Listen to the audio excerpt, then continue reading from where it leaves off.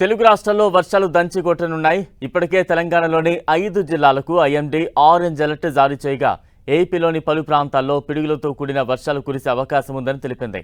రానున్న 3 నుంచి 5 రోజులు తెలుగు రాష్ట్రాల్లో మోస్తరు నుంచి భారీ వర్షాలు కురుస్తాయని వాతావరణ శాఖ అధికారులు అంచనా వేస్తున్నారు.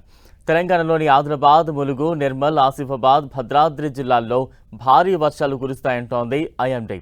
విదర్భ మీదుగా తెలంగాణ వరకు ద్రోణి ఉండటంతో రాబోయే 5 రోజులు రాష్ట్ర వ్యాప్తంగా తేలికపాటి నుంచి మోస్తరు వర్షాలు కురిసే అవకాశం ఉంది.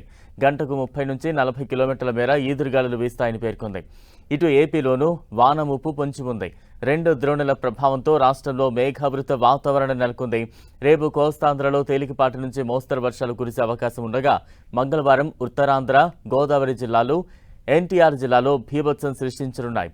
ఉరుములు, పిడుగులు పడే సమయంలో చెట్లు, విద్యుత్ స్తంభాలు, ఎత్తైన బిల్డింగ్ల దగ్గర నిల్చోవద్దని వాతావరణ శాఖ హెచ్చరిస్తోంది. రైతులు, పశువుల కాపరులు కాలువలు, గెడ్డలు దాటేటప్పుడు చాలా జాగ్రత్తగా ఉండాలంటూ సూచించింది.